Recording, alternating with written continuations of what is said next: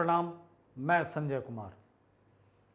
अब ऐसा लग रहा है कि अब आप लोग बहुत सक्रिय हो गए हैं, क्योंकि जो आखिरी टेस्ट मैंने कंडक्ट किया था, मॉक टेस्ट, तीसरा नंबर शानदार रहा बहुत लोगों का। आपके मन में एक उत्सुकता होगी कि मॉक टेस्ट का रिजल्ट क्यों नहीं बताते हैं या नाम क्यों नहीं लेते हैं। तो इस उम्र में मैं कोई प्रतिस्पर्धा अभी नहीं करना चाहता हूँ। जो फाइनल कुछ मॉक टेस्ट लेंगे कंप्लीट सिलेबस पे, उसमें मैं देखता हूँ रिजल्ट बताया जाए या नहीं। इसके लिए आप लोगों का जनमत सर्वे होगा। आप लोग अगर हाँ कहेंगे तो मैं बता दूंगा। रही बात आज इतिहास की कक्षा है। पीछे की कक्षाओं में इतिहास में मैंने क्या पढ़ाया उसको एक बार याद कीजिए कि वहाँ से मैंने इतिहास शुरू किया था जहाँ से बिहार, चूँकि ये परीक्षा बिहार फोकस्ड है इसलिए बिहार के बारे में बताया।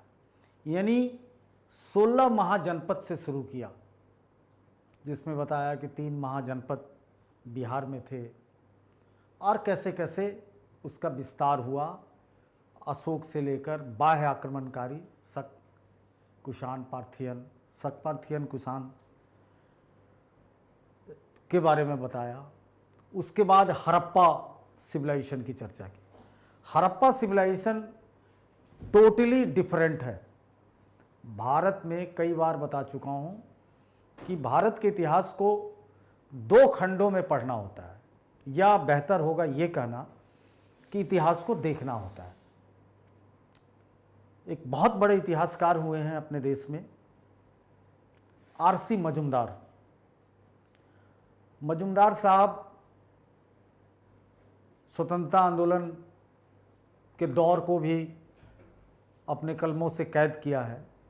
आप सब जानते हैं कि कन्हैयालाल मानिकलाल मुंशी ने, जो संविधान सभा के सदस्य भी थे और ड्राफ्टिंग कमेटी में भी थे अम्बेडकर के साथ, तो कन्हैयालाल मानिकलाल मुंशी पुणे में एक संस्था की स्थापना की थी, भारतीय विद्या भवन।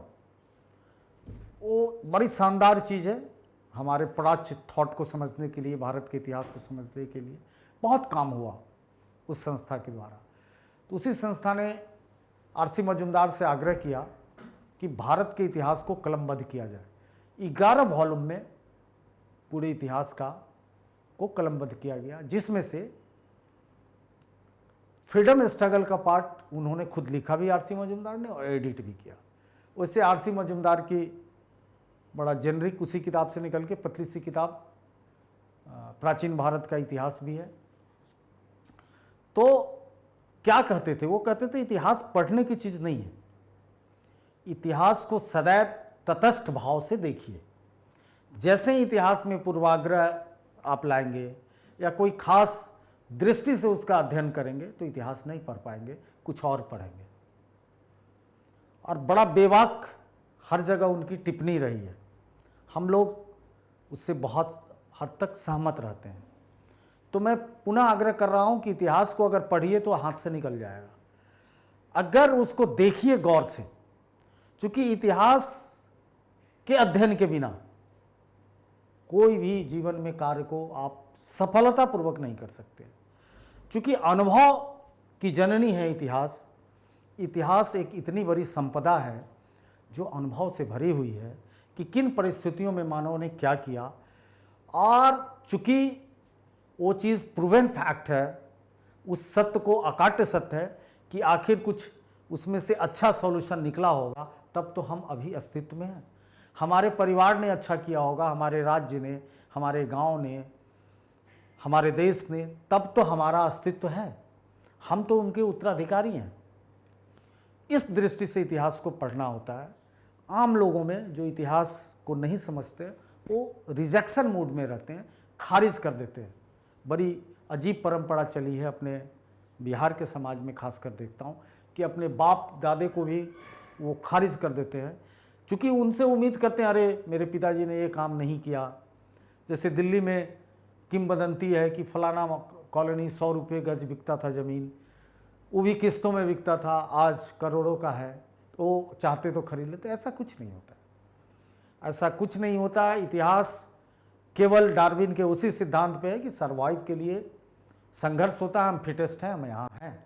इसलिए थैंक्स उस जमी को, उस आसमां को, उस गांव को, उस नगर को, उस जिला को, उस जाति को, उस धर्म को धन्यवाद कि मेरे अस्तित्व को यहाँ तक तो लाके खड़ा किया।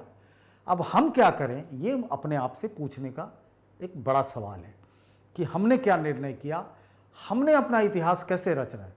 क्योंकि हर चीज़, देखिए कितनी बड़ी प्रकृति की विडंबना है कि हर चीज़ इतिहास बनने को आतुर है, व्याकुल है।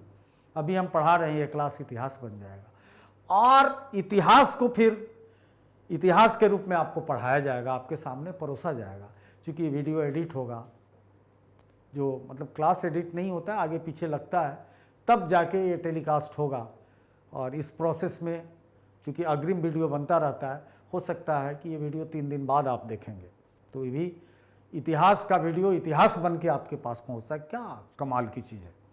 इसलिए इतिहास का अवलोकन करें और पूरा कॉन्सेप्ट बिल्डिंग करें। क्या कारण था कि मैं महाजनपद से शुरू कर दिया, क्यों नहीं वैदिक काल से शुरू किया? क्योंकि वो तरीका ठीक नहीं होता। अब आप बहुत कुछ जान चुके हैं कि संस्कृत भाषा में रुद्र दमन के लेख की भी चर्चा मैं सुदर्शन झील पे कर चुका हूँ, जहाँ अशोक का भी है कि पहला अभिलेख है संस्कृत में 100 से 150 सामान्य काल में, शक राजा था पश्चिम का। तो वहाँ तक पहुँच रहे हैं। अब मैं कहाँ ला के खड़ा कर रहा हूँ? तो जहाँ से भारत का इतिहास बन रहा है हम लोगों का, इसी इतिहास के हम आज तक विस्तार हैं। यानी हम किसके उत्तराधिकारी हैं? तो हम वैदिक आर्यों के उत्तराधिकारी हैं। हम जितने भी उत्तर भारतीय हैं नर्मदा से ऊपर, जो मैंने कहा है कि विष्णु पुराण में या कुछ बौद्धिक ग्रंथों में जब उसको देखिएगा तो पहले बहुत अच्छी बात है कि इतिहास लेखन की दृष्टि से वो बहुत महत्वपूर्ण नहीं है, लेकिन इतना तो बता ही देता है कि हमारे लोगों की समझ 1000 वर्ष पहले क्या थी। तो भारत को एक तरह से आर्यावर्त और ब्रह्मावर्त में बांटा गया है धार्मिक ग्रंथों में। आर्यावर्त क्या है? हिमालय से लेके विंध्य तक, नर्मदा तक, मध्य प्रदेश तक ऊपर ऊपर की जो पट्टी बनती है वो आर्य प्रदेश कहलाता है। चाहे वो पाकिस्तान का पार्ट हो, गुजरात का पार्ट हो, राजस्थान का पार्ट हो, और यहाँ तक बंगाल और बांग्लादेश तक, इतना बड़ा जो स्ट्रेच खड़ा होगा, जिसको आप चौहद्दी के हिसाब से अगर समझना चाहेंगे तो पूर्व पश्चिम, पश्चिम से पूरब की ओर इतिहास फ्लो किया है, पश्चिम से चलकर इतिहास पूरब की ओर फैला है। तो उस दृष्टि से जब आप देखेंगे तो ये आर्य पट्टी है, जिसको कौ बेल्ट भी हम बोलते हैं। गाय पट्टी भी आजकल बोलने का एक नया इंटेलेक्चुअल वर्ड आ गया है कि गौ की बहुत महिमा रही है। और इससे नीचे ब्रह्मावर्त है, वो रेस भी अलग है, द्राविडियन रेस है, उसकी भाषा भी अलग है, सब कुछ अलग है। तो उससे लेकर नीचे तक, यानी जहाँ आप दोनों देख लीजिए कि इधर से हिंद महासागर यानी बंगाल होते हुए, इधर गुजरात से अरब महासागर, जहाँ नीचे जाकर खंबात की खाड़ी है, ज्योग्राफी में चर्चा करूँगा, जो वहाँ पे हम श्रीलंका से अलग होते हैं। तो पूरा क्षेत्र और श्रीलंका का भी कुछ पार्ट वो एक अलग संस्कृति का प्रतीक था। लेकिन ऐसा नहीं है कि संस्कृति यहीं विकसित हुई, यहीं पल्लवित पुष्पित हुई, नहीं, वहाँ भी संस्कृति विकसित हुई, पल्लवित पुष्पित हुई उसी ढंग से, लेकिन वो आर्यन संस्कृति नहीं थी। और मज़ेदार बात है कि हमारे धर्मशास्त्र ने दोनों को एकीकरण करने के लिए भी प्रयास किया गया है। एक ऐसे मुनि की चर्चा है जो आप सब जिसका नाम सुनते होंगे, जो सप्तर्षि में आते हैं, 7 ऋषियों में, अगस्त मुनि। अगस्त मुनि का नाम यहाँ भी मैं देखता रहता हूँ कि अगस्त जितने भी धार्मिक श्राद्धीय कर्मकांड है, श्रद्धा से जुड़े कर्मकांड है, यानी श्राद्ध, पितृपक्ष, सब में वो अगस्त का इम्पोर्टेंस है। पहला डे अगस्त का ही होता है, ये जल्दी नहीं मिलेगा किसी पंडित के यहाँ आपको कि पितृपक्ष जो पूरा पक्ष है उसमें एक पहला दिन जो होता है वो पहली से लेकर प्रथमा से लेकर अमावस्या तक चलता है, लेकिन उससे पहले एक दिन पितृपक्ष शुरू हो जाता है, उस 16 दिन का वो पक्ष बन जाता है। और कभी कभी दिन कोलाइड कर जाता है, एक दूसरे से मिल जाता है, तो 15-14 दिन का भी बनता है। हिंदी कैलेंडर चूँकि चंद्रमा से गाइड होता है, 28 दिन तक ही चलता है, तो उस दशा में 1 अगस्त को समर्पित है। जब मैं दक्षिण का इतिहास पढ़ाऊंगा, संगम युग, तो उसमें भी अगस्त की चर्चा है पूरी, कि अगस्त का रिश्ता है, अध्यक्षता किए हुए हैं। तो कहीं ना कहीं हम उस सभ्यता को आर्य भी जानते थे, हम लोग भी जानते थे, और दोनों को धार्मिक रूप से जोड़ने का प्रयास किया गया है। खैर, ये बात आप समझ गए। अब समझने की ज़रूरत है कि जब हम वैदिक काल को समझेंगे तो धीरे धीरे हमको ये समझ में आएगा कि यात्रा कहाँ से शुरू किए थे और कहाँ पहुँचे, किस पड़ाव पे आज हम हैं। आज 2022 के अप्रैल महीने में हम कहाँ हैं, इसको समझने के लिए आपको अपना आदि समझना होगा और इतिहास को तटस्थ भाव से देखना होगा। अब जैसे ये भारत में माना जाता है कि नहीं भाई, कुछ लोग हैं जो ज़बरदस्ती इतिहास में धक्का करते हैं, जो बिना सोच के, कि भारत जो है वो आर्यों के विस्तार से, आर्यों के आक्रमण से नहीं बना। बड़ा दुख होता है, क्योंकि अगर आर्यों को आक्रमणकारी मानेंगे तो उनको बड़ी दिक्कत होने लगेगी, जबकि हकीकत है कि पश्चिम से लोग आते गए और उनका आत्मसातीकरण होता चला गया। यानी ईस्ट इंडिया कंपनी के आने तक, चाहे आर्य आए हों, चाहे वो यूनानी आए हो, चाहे वो पार्थियन आए हो, चाहे शक आए हो, चाहे कुषाण आए हो, कोई भी आया हो, बाद में हून आया हो, चाहे इस्लाम आया हो, मुगल आया हो, कोई भी आया है, वो यहाँ ही का रह गया है, इसी मिट्टी में वो मिल गया है। अलग है कि इस्लाम के समय एक नया धर्म का उदय हो गया तो इस्लाम के रूप में आया, लेकिन जो लोग ईस्ट इंडिया कंपनी से पहले आए वो तो लुटेरे थे और व्यापार, वो लुटेरे नहीं थे, वो तो अपना सेटलमेंट खोजते थे। अब यहाँ तक ये बात हुई, इसलिए उस विवाद में ना पड़े। दूसरी बात, हिस्ट्री के आंतरिक डायनामिज्म को समझिए। इसलिए मैं थोड़ा सा विस्तार से इन चीज़ों को बता रहा हूँ कि आप गुरु हैं, आपको बच्चों को पढ़ाना है। तो कुछ बच्चे इतिहास में अच्छे होते हैं, कुछ रटने लगते हैं। जब मैं स्वयं अपनी तुलना करता हूँ कि जब मैं कक्षा 8वीं 9वीं 10वीं तक इतिहास को नहीं समझाता है क्या समझते नहीं, चूँकि इसके शिक्षक हमें बहुत अच्छे मिले जिला स्कूल में। स्वर्गीय लाल मोहन तिवारी जी थे, या कुछ ऐसा ही नाम था, तो हाँ लाल मोहन जी थे, अब तिवारी थे कि पांडे थे याद नहीं। तो लाल मोहन जी बहुत किस्सा गोई में इसको समझाते थे, तो घटनाओं को ठीक से क्रमिक रूप से नहीं जोड़ सका। सौभाग्य से इंटरमीडिएट साइंस का रहा, इतिहास नहीं पढ़ सका। ग्रेजुएशन खंडित सा हो गया, चूँकि मैं फिजिक्स ऑनर्स कर रहा था, पारिवारिक कुछ परिस्थितियाँ हुई, मैं नहीं उसको कैरी कर सका। फिर मैं प्राइवेट से ग्रेजुएशन का पास 2 ईयर किया और उसमें एक इतिहास विषय था, सोशियोलॉजी, इकोनॉमिक्स। देखिए परीक्षा का मनोविज्ञान, मैंने फटाफट रात में जो समझ में आया मैंने लिख दिया, ठीक ठाक नंबर से पास कर गया। हिस्ट्री में 60% नंबर आ गया, तो चूँकि रट ही लिया था मूलतः।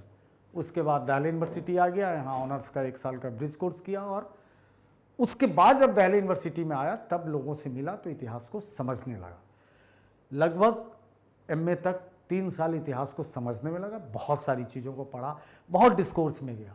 उसके बाद आज मैं इतिहास में जीने लगा, इतिहास को देखने लगा।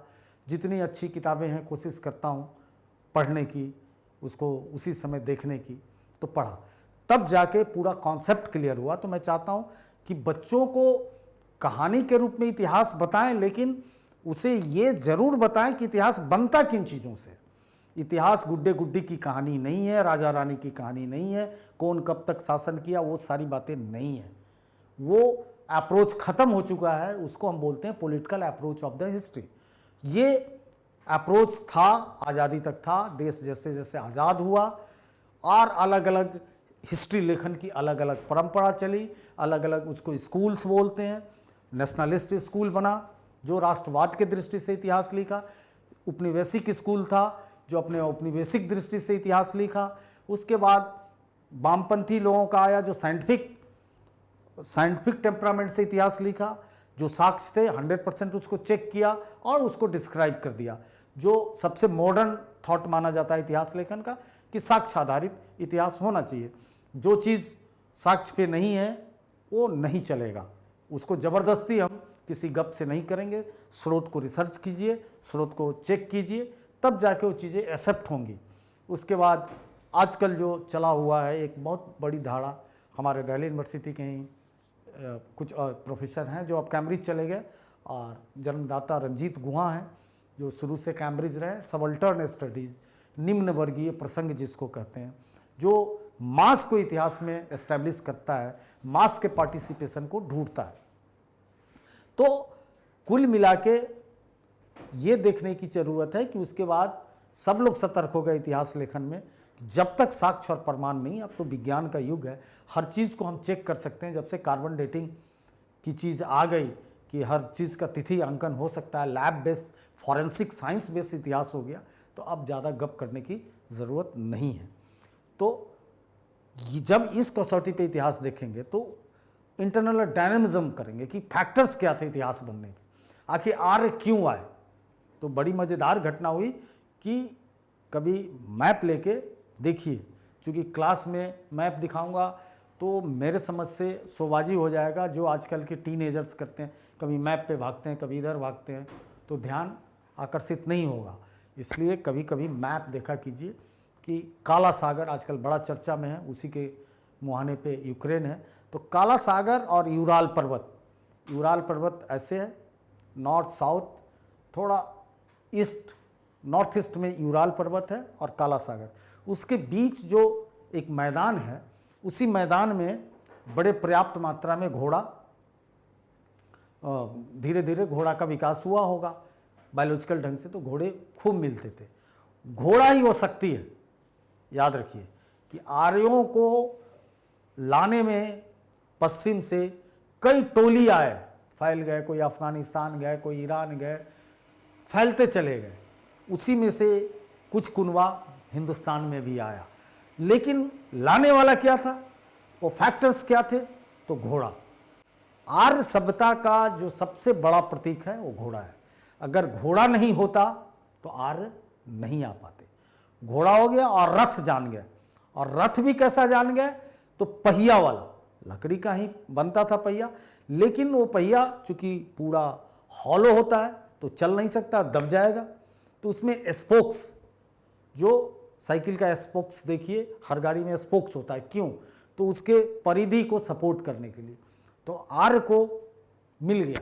कभी आर्य शर्मा की बड़ी पतली किताब है, बहुत बड़े इतिहासकार हैं,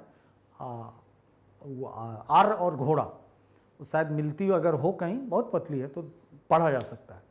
खैर, तो घोड़ा के बदौलत वो आए, और जब आए कबीला के रूप में थे, धीरे धीरे एक अच्छी भूमि मिली, धीरे धीरे उसी से सभ्यता का विकास शुरू हुआ। मैं कई बार बता चुका हूँ कि मानव सभ्यता 4 चीज़ों की बहुत बड़ी ऋणी है। पहली भाषा, भाषा से कम्युनिकेट होता है। दूसरी चीज़ आग। अब आग और भाषा में डिबेट है कि पहले कौन शुरू हुआ, तो आग ही शुरू हुआ होगा। आग, भाषा और पहिया, ताकि दुनिया की दूरी मुट्ठी में आ गई। और उसके बाद लंबे समय तक कोई ऐसा इन्वेंशन नहीं हुआ जो दुनिया को कर ले मुट्ठी में। क्योंकि आग नहीं होता तो विस्तार नहीं होता, भोजन नहीं मिलता, बहुत सारी चीज़ें आग से जन्म ली। भाषा नहीं होता तो कुछ भी नहीं होता, संवादी नहीं होती। उसके बाद जो तीसरी चीज़ है वो है पहिया, और पहिए के बाद जो चीज़ बनती है वो हो जाती है आज की सूचना क्रांति, जिस सब के हम साक्ष्य हैं कि सुबह कुछ और होता है, शाम में कुछ और हो जाता है। इतनी टेक्नोलॉजी बदल जाती है कि आप विश्वास नहीं करेंगे। अब मैं चर्चा करूं कि फिर वो आए, धीरे धीरे विस्तार होता चला गया, और विस्तार होने के बाद हम क्या देखते हैं कि विस्तार होने के बाद ये पशुचारी सभ्यता एक नए सभ्यता में बदल जाती है। तो घोड़े के बदौलत यहाँ आए, नदी के किनारे ये सभ्यता बसी। अब देखिए कि प्रकृति कैसे मनुष्य के जीवन के निर्माण में अपना सहयोग करती है। प्राकृतिक शक्तियों के द्वारा धीरे धीरे वो आर्य 500 साल के अंदर ही क्या करने लगे, कृषि खेती करने लगे। बहुत सारे चीज़ें, बहुत सारे शिल्प, बहुत सारे मेटल्स उनको ज्ञात होने लगा। और कृषि करने के बाद क्या हुआ कि वही सरप्लस जो सारे गेम को बनाता है मानव सत्ता में, अधिशेष जिसको अंग्रेजी में सरप्लस बोलते हैं, अधिशेष का उत्पादन हुआ। अधिशेष क्या है? ज़रूरत से ज़्यादा, जो ज़रूरत से ज़्यादा आपको मिल जाता है वो अधिशेष है। प्रोडक्शन के सेंस में ज़रूरत से ज़्यादा कोई इनाम मिल जाता है वो अधिशेष नहीं है। यानी आप कृषि करते हैं, सारे खर्चे बर्चे काट के आपको पैसे मिल जाते हैं साल में, सपोज डेट ₹1,00,000। आप शिक्षक हैं, सारे पैसे काट के अगर आप साल में 1,00,000 2,00,000 बचा लेते हैं तो सरप्लस हो गया, सरप्लस मनी। सरप्लस मनी को क्या करता है, कोई इकोनॉमिक्स भी एक इसमें इन्वॉल्व हो रहा है। तो सरप्लस मनी से कोई कैपिटल का जेनेसिस होता है, पूंजी का निर्माण होता है। पूंजी फिर 2 प्रकार की हो जाती है, अचल पूंजी होती है और मतलब मूवेबल गुड्स हो जाता है, जो अचल नहीं होता है, यहाँ से वहाँ ले जाते हैं आप। जैसे गोल्ड आप खरीद लेते हैं, वो मूवेबल है, जहाँ मन करे ले चलिए। और अचल है नॉन मूवेबल प्रॉपर्टी, यानी जिस प्रॉपर्टी को आप मूव नहीं कर सकते हैं, वो ज़मीन है, संपत्ति है, वन है, खान है। तो उससे पूंजी जमा होने लगा। अब क्या होने लगा कि आपके द्वारा सरप्लस भी पैदा हुआ, वो भी आपके लिए काम करने लगा पूंजी। ज़मीन का रेट बढ़ेगा ही, सोने का रेट बढ़ेगा ही, या किसी भी ढंग का इन्वेस्टमेंट आप करते हैं तो बढ़ेगा, तो दोहरा तरफ से आपको प्रॉफिट होने लगा। तो धीरे धीरे वही चीज़ें एक सामाजिक आर्थिक डिस्पैरिटीज़ पैदा करती है, विषमताएं पैदा करती हैं समाज में, और उस डिस्पैरिटीज़ का परिणाम इतिहास का संघर्ष दिखता है। और उसी संघर्ष से इतिहास कुछ लोगों का दमन करता है, कुछ लोगों को बहुत आगे बढ़ाता है, और आम जन उसमें पीसते रहते हैं इतिहास के चक्के में। तो सामाजिक, आर्थिक और सांस्कृतिक रूप से इतिहास को देखने की ज़रूरत है। चूँकि मार्क्सवादी परिप्रेक्ष्य में बहुत डीप रूटेड सांस्कृतिक रूप से इतिहास देखने की परंपरा नहीं रही है, जो कमी है उसकी। क्योंकि जब तक किसी संस्कृति को नहीं समझेंगे तब तक हमारे अंदर वहाँ का इतिहास बोध नहीं होगा। कई संस्कृति ऐसी होती है, अब जैसे जो डेवलप और डेवलपिंग नेशन में बहुत सारे अंतर हैं हर चीज़ में। कुल मिला के quality of life develop nation का बहुत अच्छा होता है, जीवन की गुणवत्ता यानी पढ़ाई लिखाई, स्वास्थ्य, ये सब बहुत अच्छा होता है, खाना पीना। और जो डेवलपिंग नेशन है, जो हम लोग हैं, उसमें ये सारी गुणवत्ता, क्वालिटी लाइफ नहीं होती है। ऐसा हमारी संस्कृति में अभी तक, चूँकि हम डेवलप नहीं हैं, तो हम किसी चीज़ पे भरोसा नहीं करते। ना हमें सरकार पे भरोसा होता है, ना परिवार पे। जो व्यक्ति अगर 4 बच्चा पैदा करता है तो उसके लिए वो कोल्हू का बैल बनकर जीवन जीता है।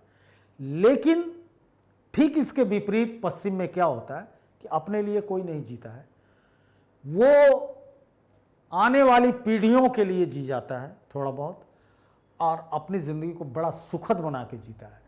बहुत सरप्लस की ज़रूरत उसको नहीं होती है। कई बार ये डिबेट खड़ा होता है कि आखिर जैसे मार्क्सवादी परिप्रेक्ष्य में कि मार्क्सवाद का तो पतन हो गया, भारत में कुछ लोग हैं, तो मार्क्सवाद या गांधीवाद का कभी पतन नहीं हो सकता। ये विचार हैं। आज पूरा यूरोप मार्क्सवादी हो चुका है, सिस्टम में नहीं है। मार्क्सवाद केवल पॉलिटिकल सिस्टम नहीं है, एक सोशियो इकोनॉमिक सिस्टम है, सोचने का तरीका है। आज यूरोप के किसी भी देश में मार्क्सवाद के बिना वो देश चल ही नहीं सकता है। भले ही कहीं डेमोक्रेसी है, सब जगह डेमोक्रेसी एक नई चीज़ है जो बिल्कुल होनी चाहिए, यहाँ पे मार्क्सवाद गलत हो जाता है। लेकिन यूरोप के किसी भी देश में ऐसा नहीं है कि मास्टर से आईएएस का पैसा बहुत ज़्यादा है, या एक झाड़ू लगाने वाला है उससे मास्टर साहब का पैसा बहुत ज़्यादा है। आपके स्कूल के प्यून और आप में बहुत अंतर हो सकता है, लेकिन उसमें नहीं। और आपकी ज़रूरतों को सरकार ले लेती है। बच्चा फ्री एजुकेशन है, कोई मतलब प्राइमरी एजुकेशन में 12th तक किसी को कुछ करने की ज़रूरत नहीं है। अब जाके कुछ प्राइवेट स्कूल्स खुले हैं, वो आपकी मर्जी पे है, और इतना बड़ा शक्ति है वहाँ पे, सारे स्कूल के परफॉर्मेंस बने हुए हैं, उस आधार पे वहाँ एडमिशन होते हैं। और जिसका परफॉर्मेंस नहीं है, स्पेशल कमेटी बना के उसको चेक किया जाता है। हेल्थ, कुछ भी हो जाए आपको उठा के ले जाएगा। आपको बुखार हो गया, खबर कर दिए 111 पे, ब्रिटेन में उठा के ले जाएगा, कहीं भी यूरोप में, और तब तक आपको नहीं छोड़ेगा। किसी को साथ जाने की ज़रूरत नहीं है, पूरा गांव कुनवा नहीं, जब तक कि आप उसकी नज़र में स्वस्थ नहीं रहेंगे। जनरली एक आदमी यूरोप में 18 साल से कुछ ना कुछ अर्न करता है और सरकार को हेल्थ टैक्स देता है, और बीमार हो, इतना अच्छा हेल्दी वातावरण है यूरोप का, खान पीन बहुत अच्छा है। तो जनरली 60 साल की उम्र तक, रिटायरमेंट तक, 65 साल तक बामुश्किल 2-3 बार उसको हॉस्पिटल जाने की ज़रूरत पड़ती है मास को। उसके मन में एक सवाल उठता है कि यार 3 बार आया और ये 50-60 साल टैक्स दे रहा हूँ, लेकिन वहाँ कहा जाता है कि अपने लिए नहीं दे रहे हो, आने वाली पीढ़ी के लिए कमा रहे हो, तुम दे रहे हो। जब 60 के हो जाओगे, रिटायर कर जाओगे बेटा, अगर तुम 90 साल जी गए तो 30 साल तक तो तुम कुछ दोगे नहीं, तो 30 साल तक, और हर दूसरे दिन तुमको हॉस्पिटल आना पड़ेगा, यही सुविधा मिलेगी।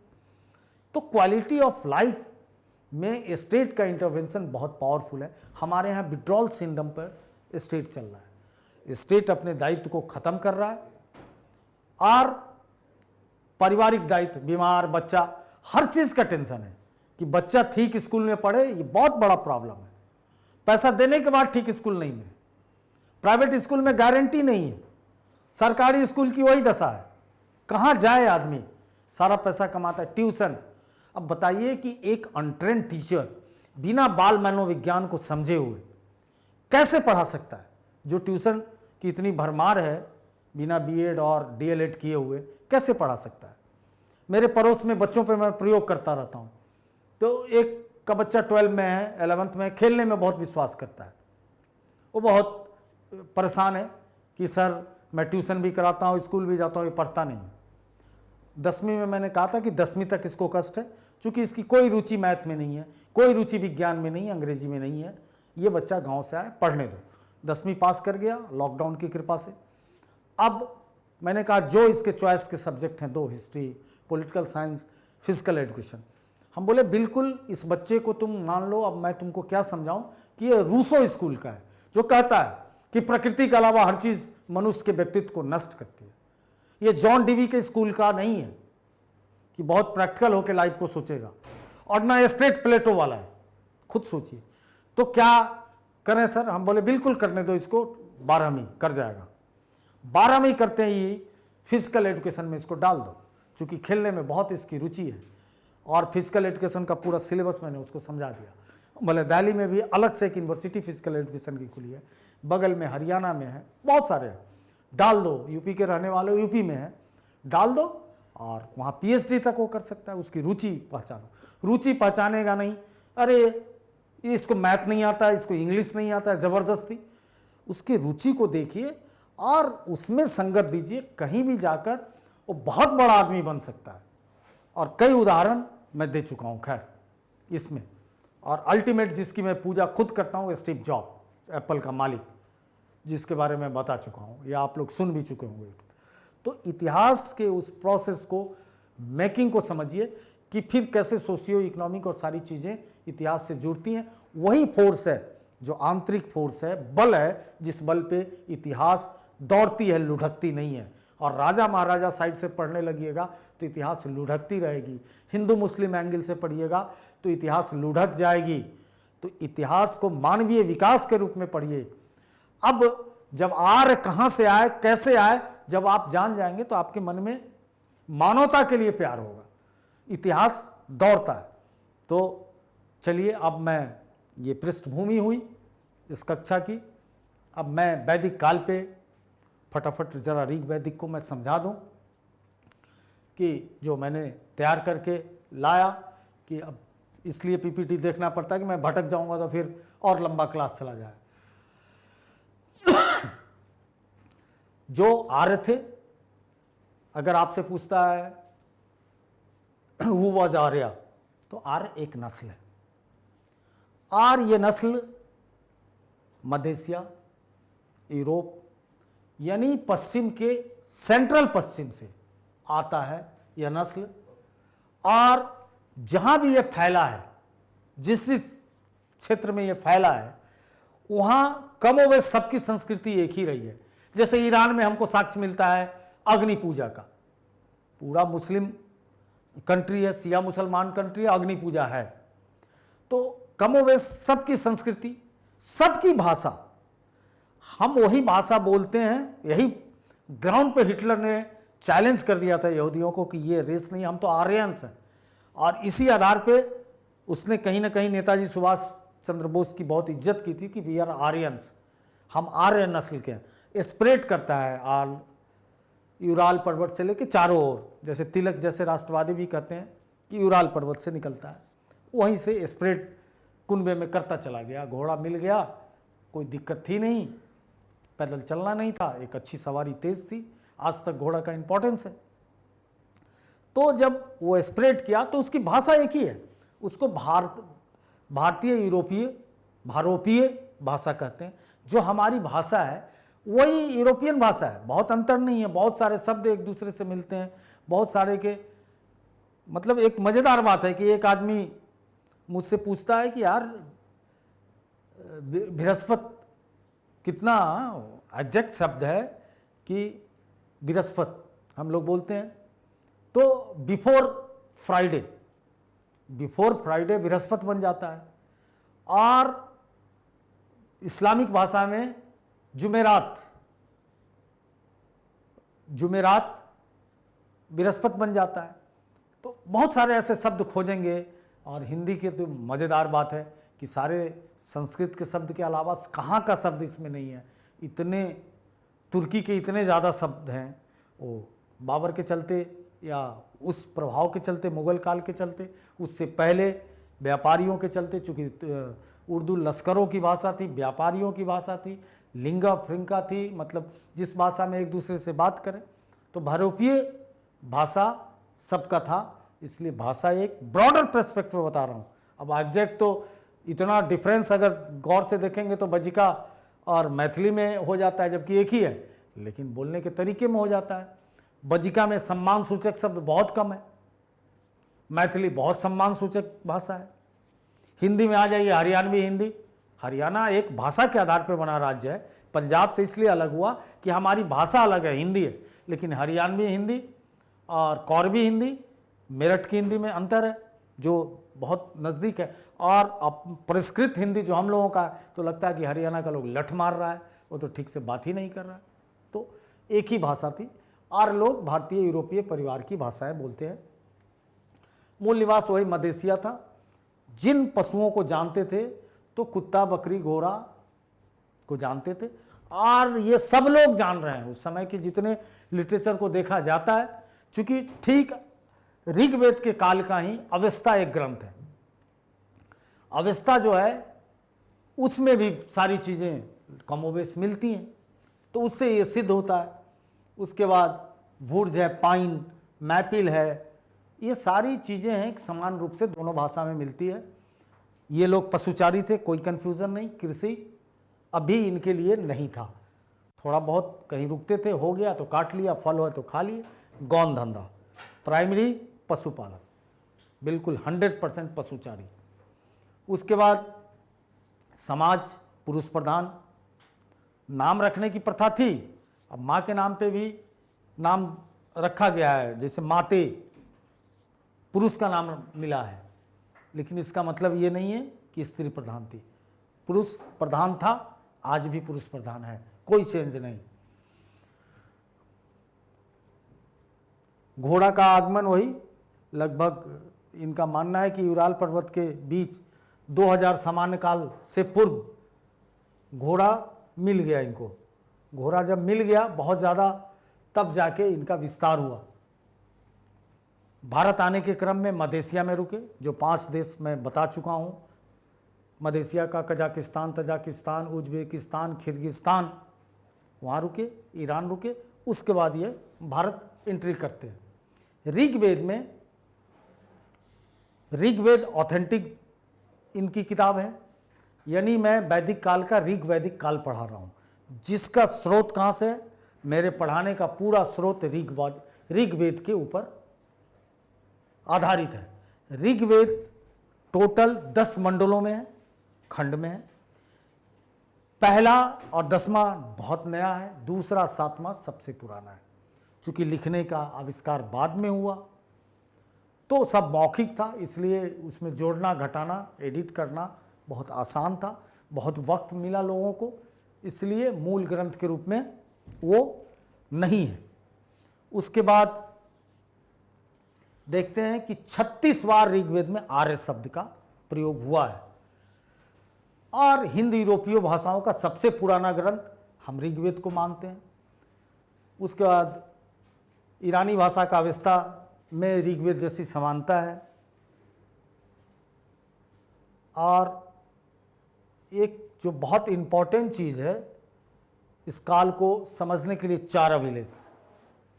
पहला है 1600 समान काल के इराक के करसाइट अभिलेख, नोट कर लीजिए। हालांकि ये स्टडी मटेरियल में ही चला जाएगा, ये प्रॉपर पीपीटी है, इसको मैं दे दूंगा, नोट करने की ज़रूरत नहीं।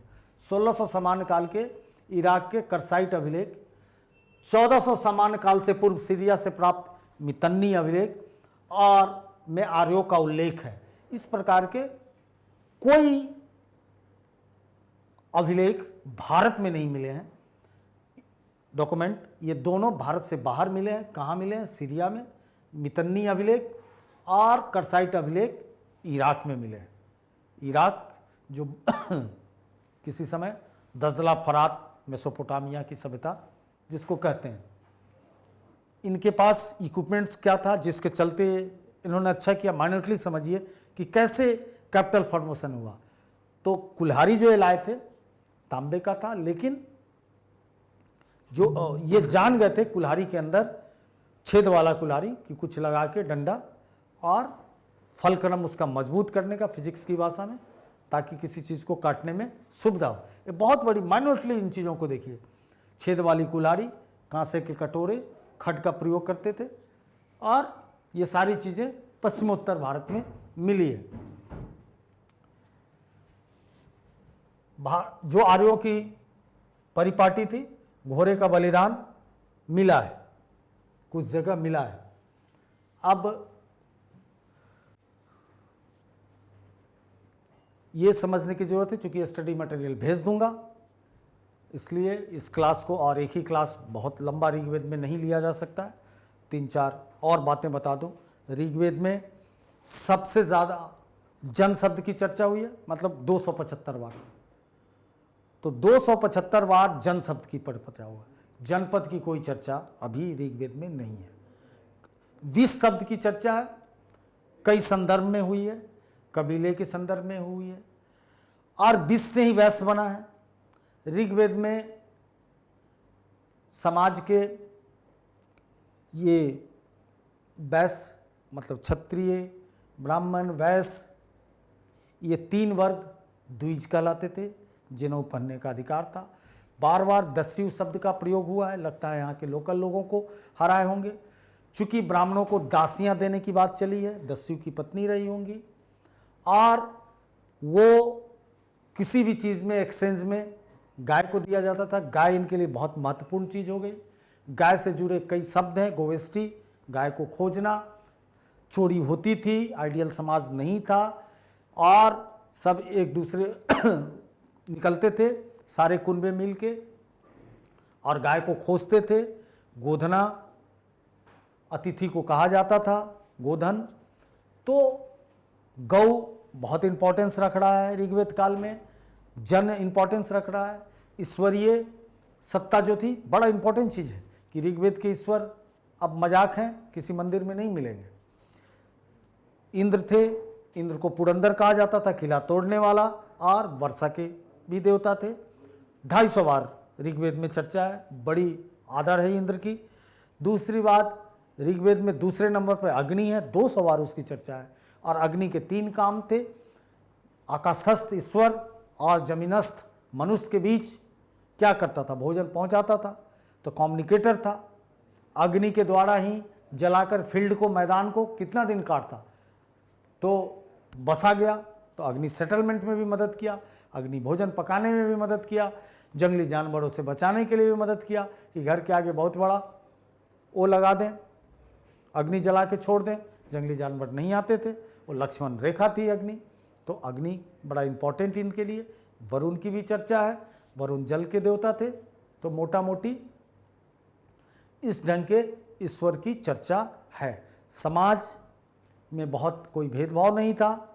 एक आदमी कहता है कि मैं युद्ध करता हूँ, मेरा भाई पढ़ाता है, मेरी माँ आटा पीसती है। जो टैक्सेशन सिस्टम है ये एस्टैब्लिश नहीं हुआ था, किसी ढंग के कर की बात नहीं थी, स्वेच्छा से लोग देते थे। धीरे धीरे राजतंत्र की स्थापना हो गई, उसको आर.एस. शर्मा सरदार तंत्र बोलते हैं।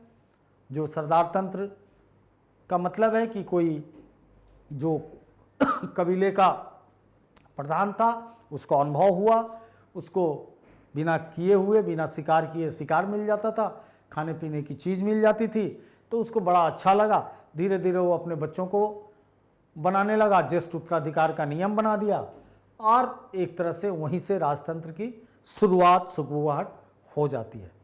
एक सिस्टम में चीज़ें आ जाती हैं। चूँकि सबसे बड़ा पदाधिकारी पुरोहित दिखता है, सेनानी दिखता है, जो सारे हथियार की को रखता है। सेना एस्टैब्लिश नहीं थी, ज़रूरत पड़ने पर कुनबे के लोग जाके मिलके जुल के काम करते थे। 2 कबीले की बड़ी चर्चा है, भरत और पुरु दोनों मिलके, दोनों लड़ते हैं, मिलके फिर कुरु कबीला बनता है। जो कुरु कबीला से महाभारत का संपर्क है, संबंध है। उसके बाद ऋग्वेद में टैक्सेशन जैसा कुछ चीज़ नहीं है, बाउंड्री एस्टैब्लिशमेंट नहीं है अभी। आर्य जहाँ हैं ऐसा नहीं है। तो युद्ध किस लिए होता था, गौ के लिए होता था। 4 यज्ञ बहुत फेमस थे, 3 यज्ञ।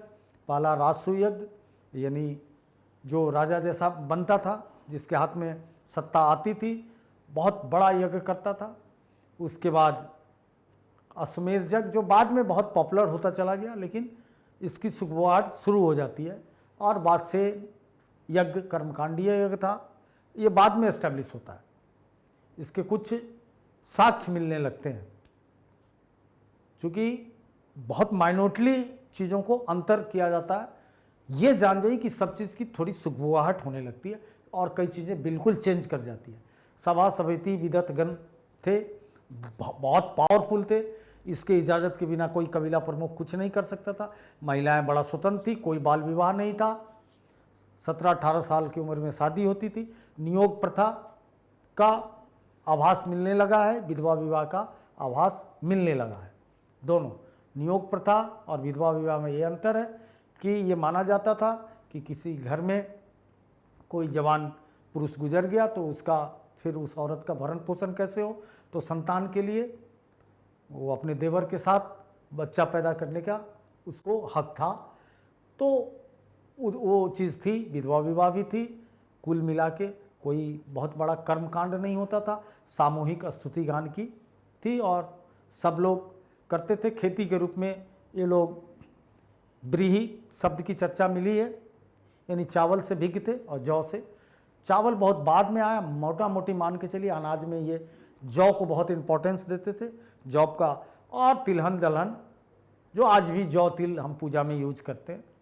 यूनिसेलुलर जिसको कह लीजिए, एक कोशीय अनाज थे, उससे ये परिचित थे। ब्रीही शब्द की बात आई है, लेकिन वो उत्तर वैदिक काल में मिले हैं, जब बताऊंगा खेती एस्टैब्लिश होने लगती। तो मोटा मोटी एक बाउंड्री मैंने खींच दिया कि क्या क्या चीज़ इस काल में था। अब इसको ठीक से पढ़िएगा इस स्टडी नोट्स में। नोट्स पूरा एनसीईआरटी के आधार पे ही मैंने बनाया है, क्योंकि ये चीज़ मैं 20-25 सालों से पढ़ाता रहा हूँ। एनसीईआरटी की बता चुका हूँ कि बहुत फेमस किताब मेरी रही है।